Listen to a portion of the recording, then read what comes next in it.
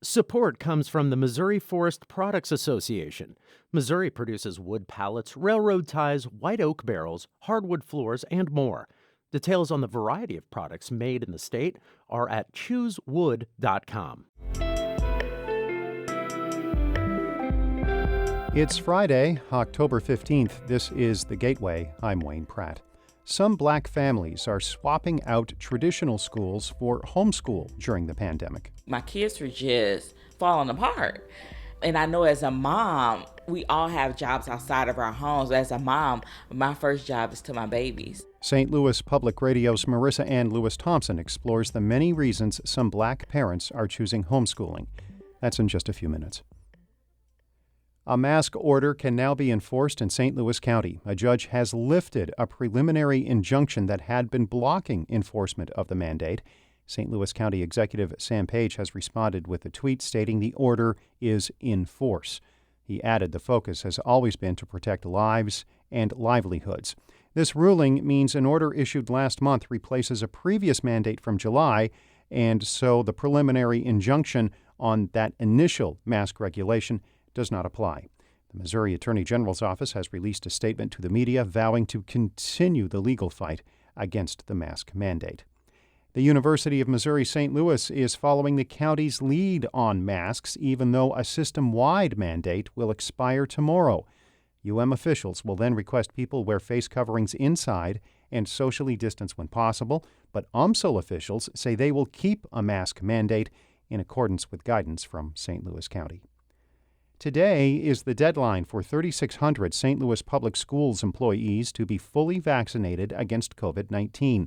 Some workers have already received notice that they will be fired for not getting the shots. District Communications Director George Sells. We don't want to lose a single person.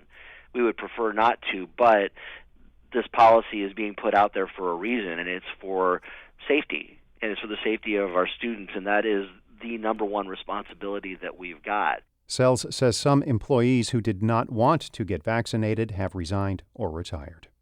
Missouri is launching a criminal investigation into a reporter who alerted the state about a data vulnerability on an agency's website. St. Louis Public Radio's Sarah Kellogg has more.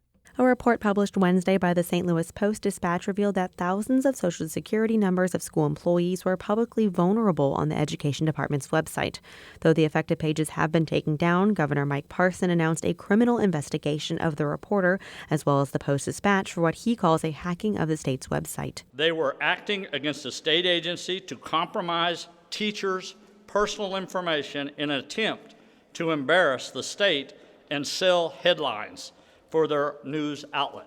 The Post-Dispatch denies Parsons' claim, saying, quote, "A hacker is someone who subverts computer security with malicious or criminal intent. Here, there was no breach of any firewall or security and certainly no malicious intent."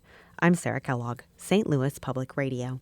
The St. Louis Cardinals are looking for a new manager. The team has fired Mike Shildt roughly 1 week after losing the National League wildcard game to the Los Angeles Dodgers. Baseball operations president John Mozeliak says philosophical differences led to the decision, but he's not providing more specifics. This is not a reflection simply on wins and losses, right? It's not simply a question of were you happy with how the game was managed. It really was more at a higher level of where we saw the team going and where we wanted it to go. Shildt spent parts of 4 seasons as manager. He guided the Cardinals this year to a franchise record 17-game winning streak and was the 2019 National League Manager of the Year. Shildt had been with the organization since 2004. This is the final day of our Fall Member campaign. Your support keeps shows like The Gateway and We Live Here possible. Click donate at stlpr.org. The number of families ditching the traditional classroom in favor of homeschooling has doubled since the start of the pandemic. The rate of black families gravitating toward that option is 5 times more than any other racial group. St. Louis Public Radio's Marissa Ann Lewis-Thompson explores why some black families in the region are homeschooling. That might be a little far, Eddie. That's too far. He's gonna have to take the challenge. On Andre Hopgood and his little sister Addison are playing The Floor is Lava.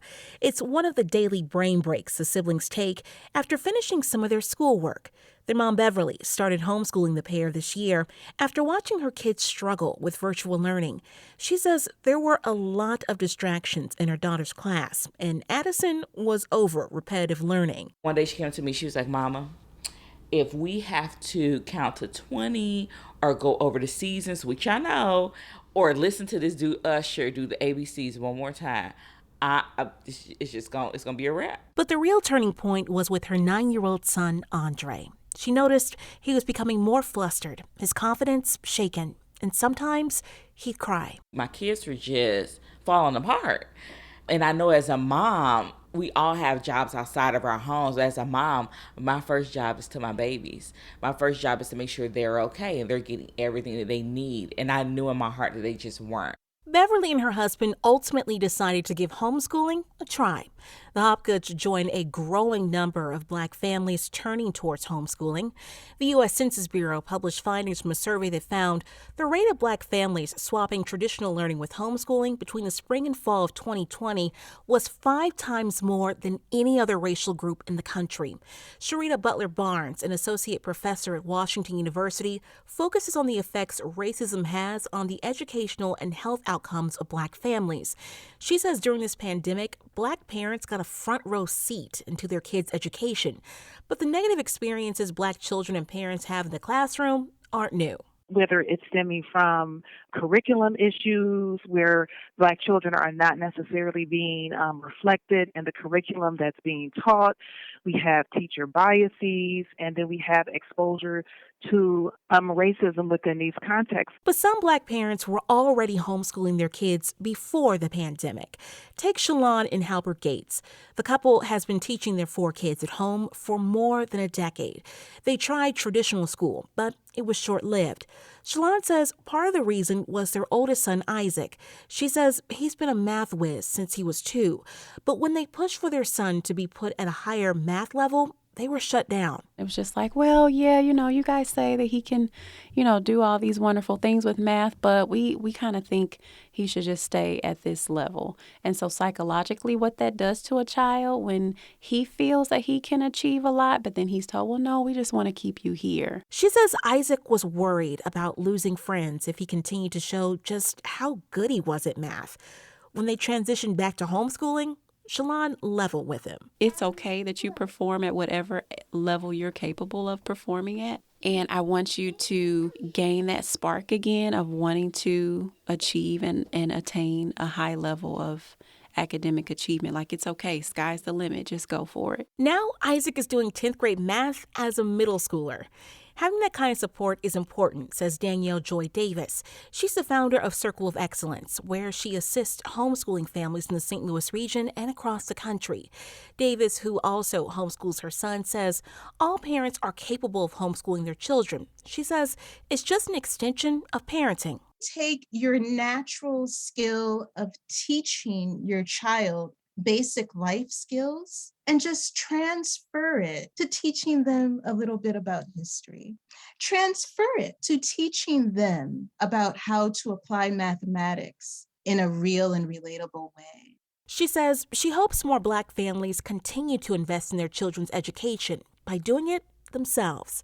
I'm Marissa Ann Lewis Thompson, St. Louis Public Radio. Our Maria Altman edited that report. Shula Newman is the executive editor of St. Louis Public Radio, a listener-supported service of the University of Missouri-St. Louis. Music by Ryan McNeely of Adult Fur. I'm Wayne Pratt. This has been The Gateway.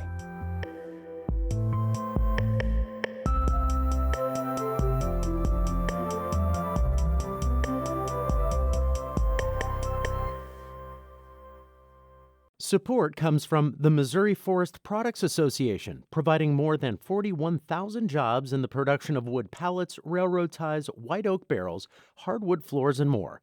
Details at choosewood.com.